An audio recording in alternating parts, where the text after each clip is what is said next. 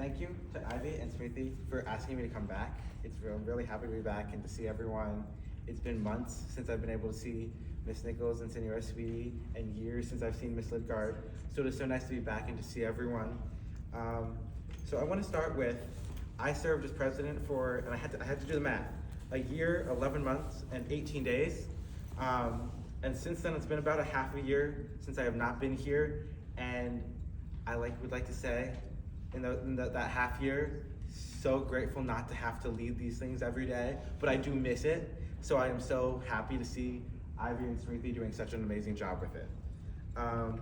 So I wanted to start briefly, that's me, to thank Senora Sweetie and Amelia, who was not able to be here with us today, who were the first team. The three of us, as I mentioned after our meeting with Miss Lidgard, we said, Miss Lidgard said, okay, I guess we're gonna try.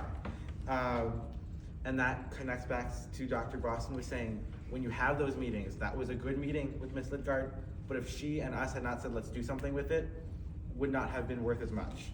So we now are working on, what do I tell you? Because I have talked to you for 3.5 years about DEI, and I was running out of things to say. So I am going to not say what I have learned, because you've already heard that. I'm gonna tell you things I've learned from other people that I think are worth passing on. So my first one is from Congresswoman Sarah McBride. She recently had an event at American University where she came and spoke with our president on a wide range of topics, including DEI.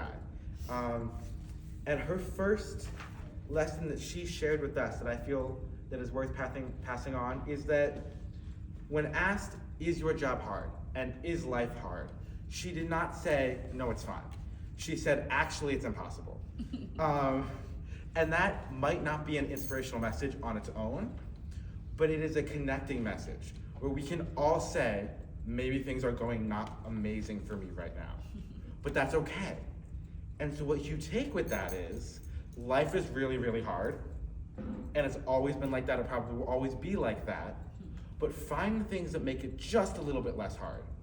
Whether those things are your friends or your family, an activity you love, whatever it is, you cannot be the best for other people, and in this context, that's DEI work, if you're not taking care of yourself first.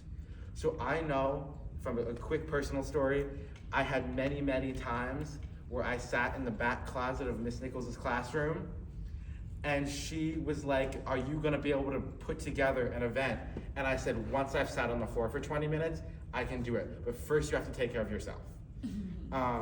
So remember that. I remember that. Oh, I thought it was interactive. And so if you need to sit on the floor for 20 minutes, that's okay.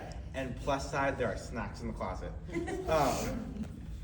The second lesson from Congresswoman McBride, and this comes back to what Dr. Boston was saying, was this is a great community. I don't think I need to convince any of you that DEI is important. I think you are here because you already believe that. So what do you do with that? Talking to each other, that's great. That's where you start. That is your base and your foundation. Where do you go next? Next, you reach for those who need that support. Those who Henry was talking about, who feel like they need to hide. And those who are not yet on board with, should I support? You have to reach out to those who need it and to those who need to be brought to your cause. So those are the two from Congresswoman McBride, and that's where I said my speech was going to be done. But then I went to office hours with the professor, and he gave me more ideas. So if you need speeches to be longer, just visit a teacher. It works in college, it worked here with Nichols and Sweetie, so it will always work. This is Professor Schroeder. He teaches my Intro to International Studies class. And I went to a office hours with him just to talk about class. And I came out of it with an important lesson. He was telling me the story of when he used to be one of the assistant deans of the School of International Service at American University. And he said some of his biggest life regrets surrounding that time were decisions he made with amazing intentions that he looked back and they fell flat. They hurt people, they made people angry with him, they were not decisions he should have made. And so I would like to say that in my 3.5 years, I was good at that. I would also like to say that all of our officers and all of our sponsors would say I was not. So remember that. I would like to work on that for myself, and I think we should all work on that for each other. In a space of learning about yourself and about other people, you have to be able to say, I was wrong. Did I say I was wrong very much? Almost never. Maybe occasionally in Miss Nichols' closet. But start in Miss Nichols' closet, and then be able to say it to everyone.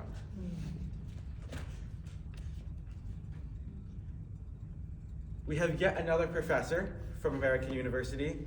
So they are clearly teaching me, so it was worth the time and energy it took to go. This is Professor Oliver. He teaches my class on Jerusalem, myth, history, and modernity. So he had some very interesting and complex thoughts about basically everything, as he should, teaching a class as complex as that. So he told me that it's not necessarily DEI related, but it's, again, coming back to helping yourself to be able to help others. So we have all seen the current state of the world. We know there are things happening that are not inspirational when you wake up every day. So he likes to start his classes by doing an intro question, which, once again, very Miss Nichols-like. So he comes in every day. Okay, everyone's gonna tell me, what was your favorite movie? How was your weekend? What's your favorite color? Whatever it might be. He showed up, it was a Friday class. We were tired, he didn't wanna be there, we didn't wanna be there. It was a long day. And instead of starting light like he normally did, he walked in and said, what is something you do to take care of yourself? And we were like, why not a happy question? We want like uplifting Friday morning energy. And we went around as a class and everyone shared their experiences. And then he explained why he asked. This was several days after the Charlie Kirk shooting. And as he, being very politically involved, was very upset at the idea of political violence, at political polarization, at DEI being under attack. There was a high school shooting around the same time, if not the same day. He said that he had a neighbor who was recently arrested by ICE. He was going through it. And he said, I need to take care of myself before I can teach you, and you need to take care of yourself before you can help your peers. So that's, once again, a similar lesson, but it's an important one. Okay, so the next few are just fun pictures while I talk, so you have something fun to look at. So these lessons, none of them were necessarily, here's DEI. And I didn't want to talk to you about DEI. My time has come and gone to talk about that. It's now Smriti and Ivy's job to talk about DEI. But I did want to talk about these lessons because these lessons will help you take care of yourself, be a better person, and interact with the world better. And by achieving those things, then you can really do the work of DEI best.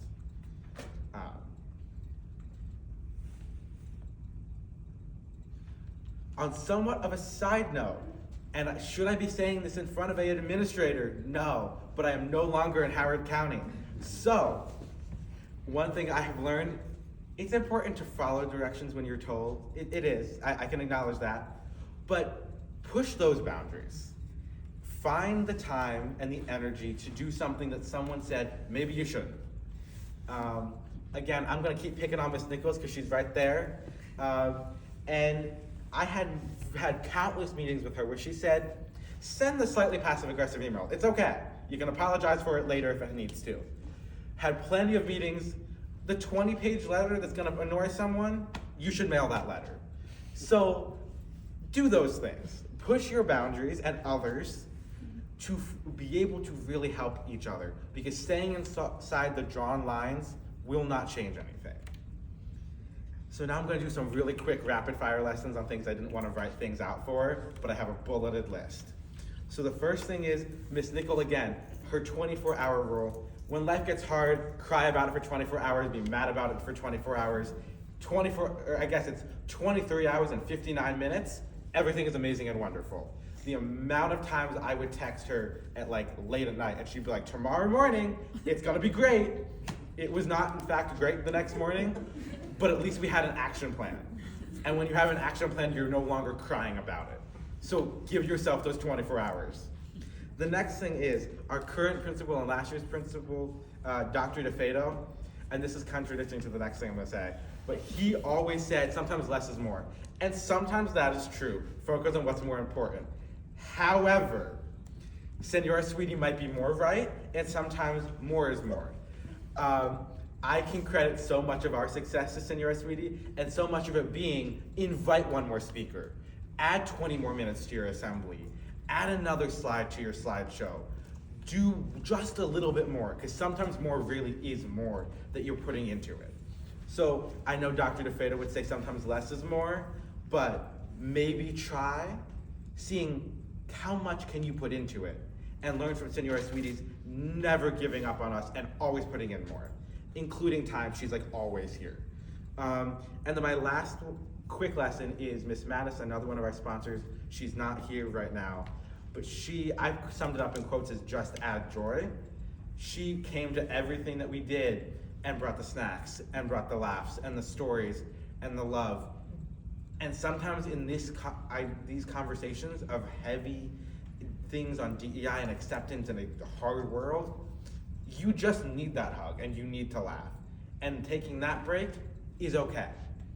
So, I've got a few very quick conclusion things and then I'll be done. Thank you to Ivan Smithy for inviting me back. It's been a long time since I've been back, but I'm happy to be back here. Thank you to our sponsors, all of you, particularly Ms. Nichols for her snacks in her closet, Senora Sweetie for day one, you said we're doing it regardless. I said, I don't know how we're gonna do it, you said we were doing it. Same thing for Ms. Lidgard. And then thank you to this officer team for putting on this event. I love being able to come back and just talk and not having to like set up and buy things and decorate. And when it hits 5:30, I'm just going home. I don't have to like stay for an hour to clean up. It's so nice to be able to do that this time. I would also like to give is she here today? Is Ashani here? Yeah. Right here. I would like to give a special shout out to Ashani. Ashani was the only officer still on the team who was here right after Senora Sweetie and I created it. So that continuity, thank you for that. And then Dr. DeFedo and Mr. Har, two current administrators, thank you to them for, those are the administrators who have really always said, we will still be there for you in the past few years. And then I think the rest is about Miss Lidgard, and I already talked about her. So I think we can finish with that, and yeah.